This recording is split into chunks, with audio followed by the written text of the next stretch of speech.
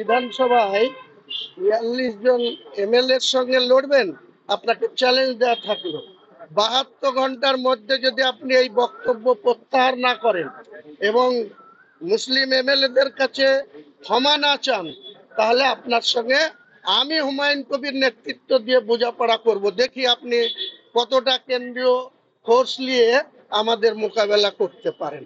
আপনি হয় প্রত্যাহার করুন এই কথা, তা না হলে আপনি কত বড় হিন্দু হয়েছেন আর আমরাও মুসলমান, কারো কাছে কোনোদিন আত্মসমর্পণ করেনি।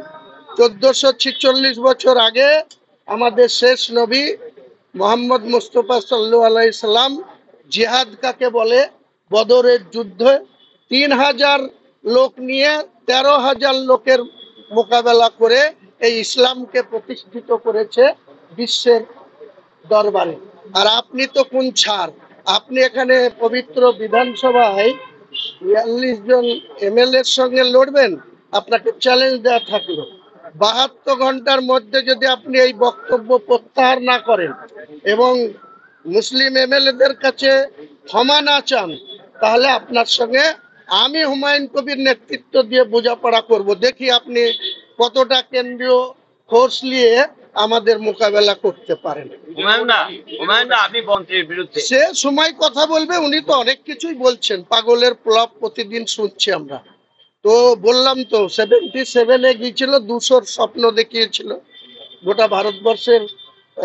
বিজেপির নেতাদের বলেছিল 200 দখল করবে, হয়েছিল কটা? 77। তার মধ্যে দুটো পার্লামেন্টের মেম্বার ছিল, রানাঘাটের জগন্নাথ সরকার আর একজন পরাজিত এমপি নীতিশ প্রামাণিক, তখন অমিত শাহজির ডেপুটি ছিলেন। তো তিনিও জিতেছিলেন, রিজাইন দিয়েছিলেন। পরে সেই সিটে আমাদের উদয়ন গ্রহ কত ভোটে জিতে এসেছিল আপনারা জানেন।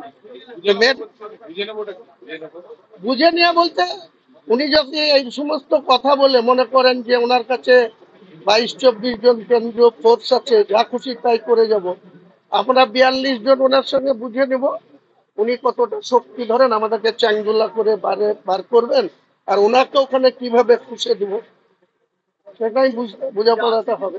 হ্যাঁ, না না, হয়তো 72 ঘন্টা সময় দিলাম, উনি কত বড় মাতব্বর। আর তারপরে যদি উনি এখানে বেশি এরকম করেন, আমি পরবর্তীকালে 72 ঘন্টা পরে যদি ক্ষমা না চাই, তাহলে আবার যা বলার বলবো। তারপরে ও মুর্শিদাবাদে কি করে ঢুকে, ও তো বিরোধী দলনেতা শুধু মেদিনীপুরের না আর কলকাতারও না, ও বিরোধী দলনেতা গোটা রাজ্যের। সে মুর্শিদাবাদ জেলায় যেদিন ঢুকবে সেদিন ওকে বুঝিয়ে দিব। ওনাকে মারতে আসেন তো ওনাকে কি আমি রসগোল্লা খাওয়াবো নাকি? উনি যখন মুসলিম এমএলএদের অসম্মান করবেন, মারতে যাবেন, বলবেন আছাড় মারবো বা ধরে রাস্তায় ফেলবো, ওনাকে রসগোল্লা খাওয়ানো হবে নাকি? ওনাকে যা জবাব দেওয়ার তাই দেওয়া হবে, সেটাই হচ্ছে বুঝে নেওয়া। হ্যাঁ, ঠুসে দেওয়া, ঠুসে। উনি তো আছাড় মারবো বলে আমি ঠুসে দেবো একদম। উনি যদি দেখাতে পারেন 100 বার অলওয়েজ আমি হুমায়ুন কবির, ওনাকে বলবেন 2016 সালে উনি তৃণমূলের এমপি ছিলেন, জেলার অবজারভার ছিলেন। 17 জানুয়ারি 2016 রেজিনগরে গিয়েছিল মস্তানি দেখাতে, মস্তানি ওর ঘুচি গিয়েছিল, ওখানে বক্তৃতাই করতে দেয়নি, চোরের মতো পালিয়ে এসেছিল ঢাকা থেকে নেমে কৃষ্ণনগর সার্কিট হাউসে বসে দিদিকে বলেছিল আর যাই করো দিদি, হুমায়ুন কবিরকে টিকিট দেওয়া যাবে না। 16-তে তাই দিদি ওর কথা শুনে হুমায়ুন কবিরকে টিকিট দেয়নি, 4টে পেয়েছিল, 22-এর মধ্যে 4, 2016 সালে। আর 21-এ হুমায়ুন কবিরকে আবার টিকিট দিয়েছে, 22-এর মধ্যে 20। এটাই হচ্ছে হুমায়ুন কবির, এটাই হুমায়ুন কবির। কাজে শুভেন্দু অধিকারীর ওই ভয় দেখানোতে, চমকানো ধমকানোতে হুমায়ুন কবিরের মতো লোক কোনোদিন ভয় পাবে না। আগামী দিনে আমরা দেখাবো উনি কত বড় শক্তিশালী হয়েছেন। উনি একাই হিন্দু নন, মমতা ব্যানার্জিরা হিন্দু না, অভিষেক ব্যানার্জি হিন্দু না, এতগুলা এমএলএ আছে, আমাদের মাত্র 41টা এমএলএ মুসলিম 226-এর মধ্যে। তো উনি যখন মুসলিমদের এখানে পার্সোনাল অ্যাটাক করছে, তো ওনাকে আমরা ছেড়ে দেবো? উনিও কত বড় হিন্দু, আর ওনার পিছনে কটা এমএলএ ওনার হয়ে আমাদের সঙ্গে লড়তে পারে সেটা দেখা যাবে। এবারে তো বিধানসভায় আইএমআইএম লড়তে চলেছে, 40% মুসলিম রয়েছে জনসংখ্যায়, তারা আশাবাদী যে তারা জিতবে। দেখুন, আইএমএম অন্য রাজ্যে আছে, এই রাজ্যে তারা কখনো কখনো অনেক কথা বলে। 2021-এর আগেও অনেক গল্প শুনেছিলাম। এখন যখন 26-এ ভোট আসবে, আমরা এইটুকু বলতে পারি যে মুসলিম ভোট আমাদের তৃণমূল কংগ্রেসে মমতা বন্দ্যোপাধ্যায়ের নেতৃত্বে 80% মুসলিম যারা ভোট দিতে যায়, সেই ভোটাররা এক কথায় মমতা বন্দ্যোপাধ্যায়ের প্রতি তাদের আস্থা ভরসা ছিল, আছে, আগামী দিনেও থাকবে।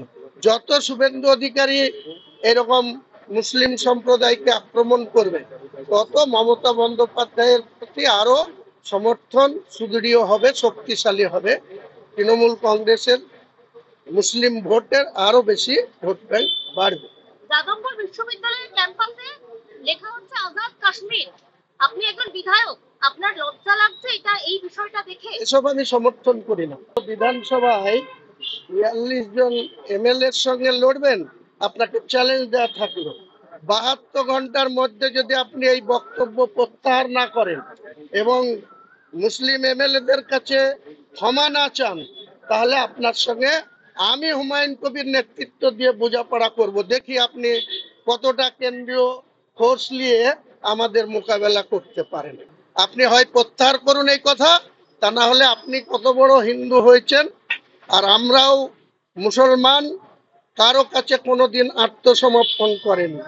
1446 বছর আগে আমাদের শেষ নবী মোহাম্মদ মুস্তফা সাল্লাল্লাহু আলাইহি সাল্লাম জিহাদ কাকে বলে, বদরের যুদ্ধে 3000 লোক নিয়ে 13,000 লোকের মোকাবেলা করে এই ইসলামকে প্রতিষ্ঠিত করেছে বিশ্বের দরবারে।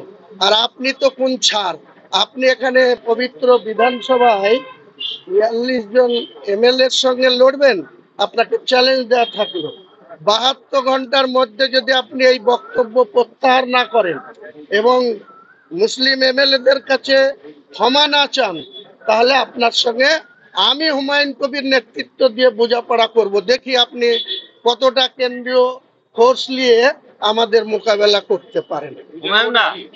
আপনি মন্ত্রীর বিরুদ্ধে সে সময় কথা বলবে, উনি তো অনেক কিছুই বলছেন, পাগলের প্রলাপ প্রতিদিন শুনছি আমরা।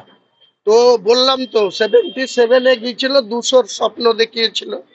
গোটা ভারতবর্ষের বিজেপির নেতাদের বলেছিল 200 দখল করবে, হয়েছিল কটা? 77। তার মধ্যে দুটো পার্লামেন্টের মেম্বার ছিল, রানাঘাটের জগন্নাথ সরকার আর একজন পরাজিত এমপি নীতিশ প্রামাণিক, তখন অমিত শাহজির ডেপুটি ছিলেন। তো তিনিও জিতেছিলেন, রিজাইন দিয়েছিলেন। পরে সেই সিটে আমাদের উদয়ন গ্রহ কত ভোটে জিতে এসেছিল আপনারা জানেন। বুঝে নিয়ে বলতে, উনি যদি এই সমস্ত কথা বলে মনে করেন যে ওনার কাছে 22-24 জন কেন্দ্রীয় ফোর্স আছে, যা খুশি তাই করে যাব, আমরা 42 জন ওনার সঙ্গে বুঝে নেব।